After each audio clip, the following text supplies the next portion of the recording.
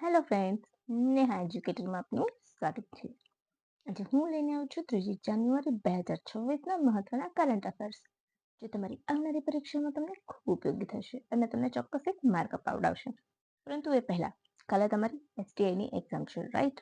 તો તમારે શું કરવાનું છે? નેહા એજ્યુકેટરના પ્લે સ્ટોરમાં જઈને એસટીઆઈના લાસ્ટ 6 મંથના કરંટ અફેર જોવાના છે. એ તમને ખરેખર ખૂબ ઉપયોગી થશે. એ સિવાય ભારતની 2025ની વૈજ્ઞાનિક સિદ્ધિઓ, એમાં જે ઈસરોની જે સિદ્ધિઓ છે ટોપ 11, એ બધી જ એક વિડીયોમાં મેં આવરી લીધી છે. લગભગ 26 મિનિટનો વિડીયો હશે. એમાં તમને ટોટલી બધી જ માહિતી મળી રહેશે. જે ઇમ્પોર્ટન્ટ પોઈન્ટ છે ઈસરોના મહત્વની સિદ્ધિઓના, એ બધા જ મેં બનાવેલા છે. તો તમે એ પણ જોઈ લેજો. સાથે સાથે તમારે શું કરવાનું છે? કરંટ અફેર અને એ બે જોઈ લેવાના છે. અને સ્ટેટિસ્ટિક, એમાં અમુક પાર્ટ્સ હોય છે જે તમારે જોવાના છે. એમાં ખાસ કરીને બૌદ્ધ વિષય, રાઈટ? ચાલો, પહેલા તો તમે ફટાફટ અહીંયાથી કમ્પ્લીટ થાય એટલે લાસ્ટ 6 મંથનું કરંટ અફેર જોઈ લેજો. અને પછી બેક ટુ બેક તમારે કયો વિડીયો જોવાનો છે? એસટીઆઈ માટે મેં સ્પેશિયલ સાયન્સ ભારતની સિદ્ધિઓ, વૈજ્ઞાનિક સિદ્ધિઓ, રાઈટ? તો તમારે એ જોવાનું છે. તમને ખરેખર ખૂબ ઉપયોગી થશે, કારણ કે એમાં ટોટલ ઈસરોની સિદ્ધિઓ છે. અને આ લાસ્ટ 6 મંથનું જે કરંટ અફેર છે, એમાં તમને અંદર બધા જ મસ્ત મજાના જેટલા બી કરંટ રિલેટેડ ટોપિક છે એ મળશે, અને સાથે સાથે એનું જીકે પણ. અને હા, એમાં બધી જ મોટા ભાગની ડીઆરડીઓ દ્વારા ટેસ્ટ કરાયેલી મિસાઇલ્સ ટેકનોલોજી પણ આવી જશે, રાઈટ? તો ચાલો, હવે બિલકુલ પણ સમય બગાડ્યા વગર આજના વિડીયો તરફ આપણે આગળ વધીશું. ચાલો જોઈશું કયા દેશ દ્વારા સોમાલીલેન્ડને કાયદેસરની માન્યતા આપી છે. Option A America, option B Ethiopia, option C Israel કે ઓપ્શન ડી યુકે. બોલો.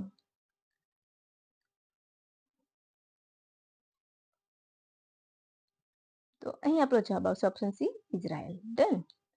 હવે સોમાલીલેન્ડ એ મૂળ સોમાલિયાનો ભાગ છે, જેને 1991માં સ્વતંત્ર જાહેર કરવામાં આવ્યો હતો. સોમાલીલેન્ડ હોર્ન ઓફ આફ્રિકામાં આવે છે.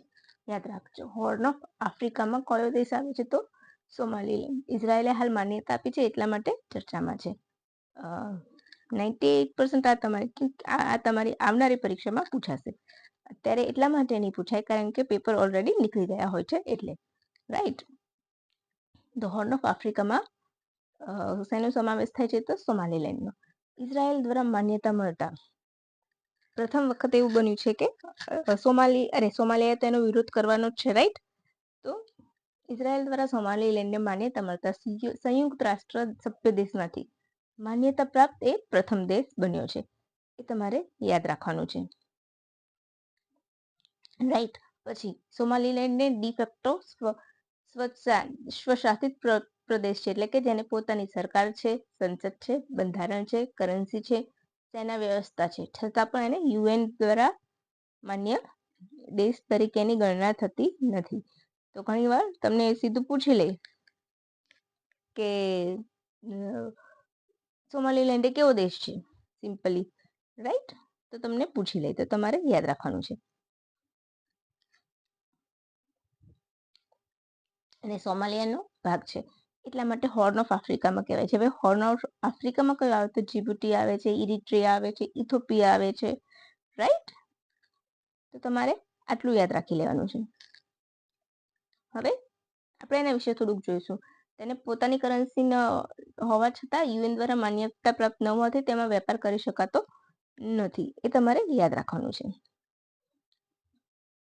પછી એનું નામ શું છે કરન્સીનું? તો સોમાલીલેન્ડ શેલિંગ.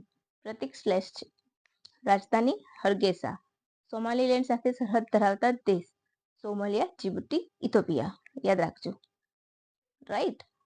આટલું તમારે કમ્પ્લીટલી યાદ રાખવાનું છે.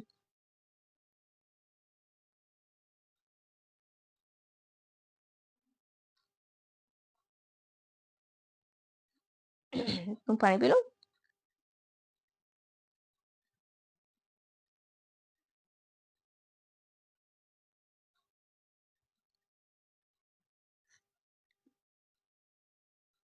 હવે હાલના FSSAI દ્વારા ચા માટે કઈ બાબતે સ્પષ્ટતા કરવામાં આવી છે એ તમને પૂછ્યું છે, રાઈટ?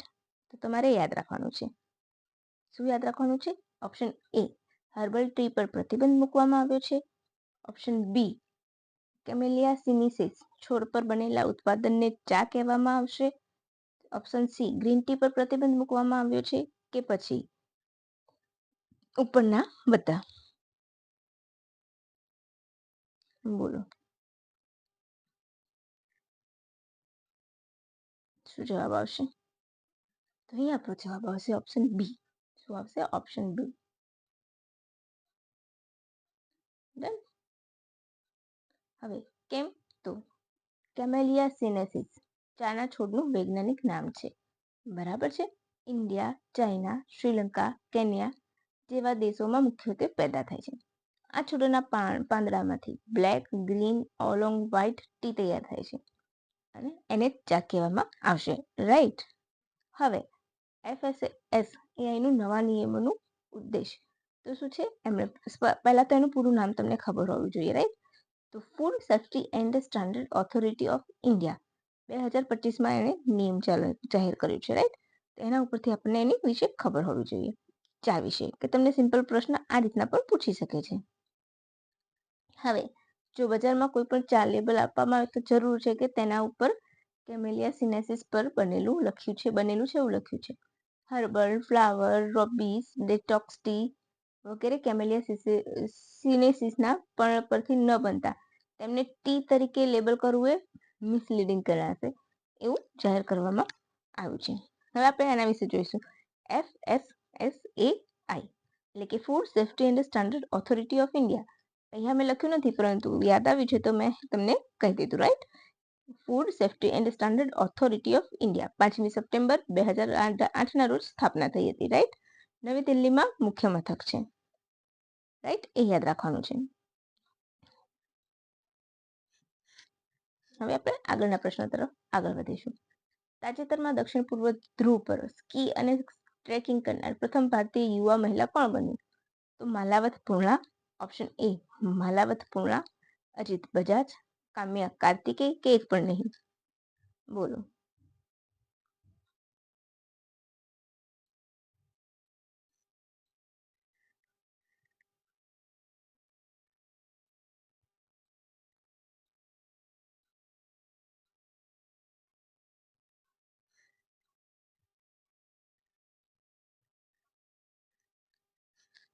અહીં આપણો જવાબ આવશે ઓપ્શન સી, કામ્યા કાર્તિકેય. તાજેતરમાં જેમણે 7 સમિટ પૂર્ણ કર્યું હતું. રાઈટ. અને સૌથી યુવા બન્યા હતા. એ પણ તમારે યાદ રાખવાનું છે. હવે કેમ ચર્ચામાં છે? તો તેમણે -30 ડિગ્રી વચ્ચે 115 કિલોમીટર સ્કી અને ટ્રેકિંગ કરીને આ રેકોર્ડ નોંધાવ્યો હતો. એટલા માટે તે ચર્ચામાં રહ્યા છે. પ્રથમ યુવા ભારતીય બન્યા છે. રાઈટ. પછી તમને ખ્યાલ હોય તો માલાવત પૂર્ણા તો એમણે પણ એવરેસ્ટ 13 વર્ષની ઉંમરે એવરેસ્ટ ચડ્યા હતા અને સૌથી નાની ઉંમરના પ્રથમ મહિલા બન્યા હતા. પછી એમણે 7 શિખર સમિટ પણ પૂર્ણ કરેલું છે. રાઈટ. સૌથી પહેલા પૂછશે તો એમનું નામ આવશે મહિલા તરીકે, પરંતુ સૌથી યુવા પૂછશે તો કામ્યા કાર્તિકેય આવશે. રાઈટ. હવે આપણે આગળ વધીએ તો શું જોઈશું? હવે આપણે એમના વિશે જોવું હોય કામ્યા કાર્તિકેય તો તમને ખ્યાલ હશે કે એમણે 7 શિખર સમિટ પૂરું કર્યું છે. રાઈટ. પછી દક્ષિણ ધ્રુવ પર પહોંચનારા પ્રથમ ભારતીય યુવા મહિલા બન્યા. રાઈટ. તો એ કઈ શેની હેઠળ એ ચઢાઈ કરે છે? રાઈટ. તો એનું નામ શું છે? તો એક્સપ્લોરર ગ્રાન્ડ સ્લેમ્સ કહે છે. એક્સપ્લોરર ગ્રાન્ડ સ્લેમ કહેવાય છે. રાઈટ. એની હેઠળ એમણે ચઢાઈ કરે છે.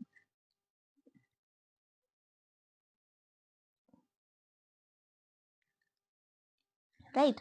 7 શિખર સમિટ પૂર્ણ કરનાર પ્રથમ યુવા મહિલા છે અને એક્સપ્લોરર ગ્રાન્ડ સ્લેમમાં પૂરી કરવામાં એક કદમ દૂર છે. તો આ એક્સપ્લોરર ગ્રાન્ડ સ્લેમ શું છે? તો એક્સપ્લોરર ગ્રાન્ડ સ્લેમ 7 શિખર સમિટ છે. દક્ષિણ એમાં શું આવે છે? પહેલા તો 7 શિખર સમિટ પૂર્ણ કરવાની હોય છે. રાઈટ. એ પૂર્ણ કરી કાઢે પછી આવશે દક્ષિણ ધ્રુવ અને ઉત્તર ધ્રુવને સર કરવું. રાઈટ. તો એમાં શું આવશે? તેમણે દક્ષિણ ધ્રુવ સર કરી દીધું છે. હવે એમને એક કદમ દૂર છે એટલે કે ઉત્તર ધ્રુવ.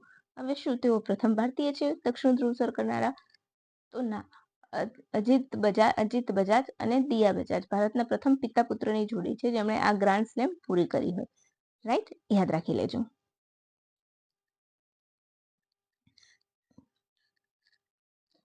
બરાબર છે. હવે 7 શિખર સમિટમાં કયા કયા સમિટ આવે છે, રાઈટ, એ યાદ કરવાનું છે.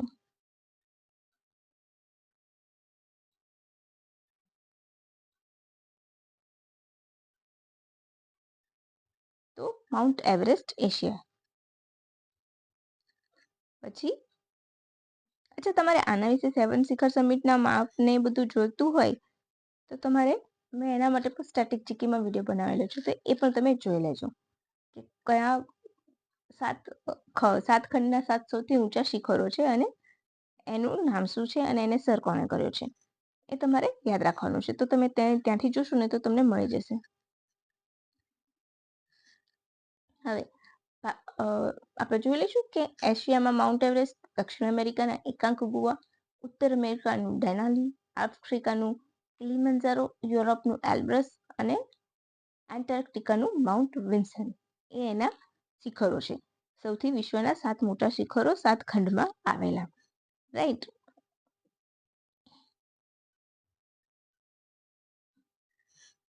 પછી નેક્સ્ટ ક્વેશ્ચન.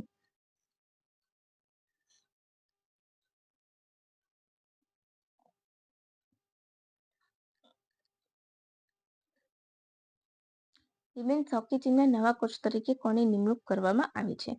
બોલો.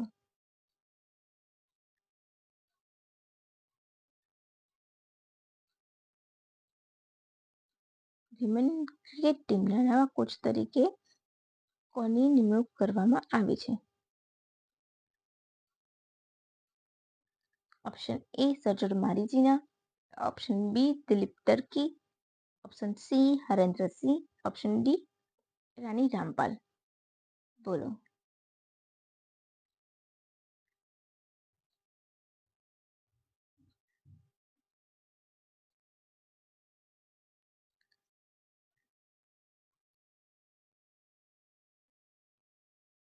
બોલો બોલો.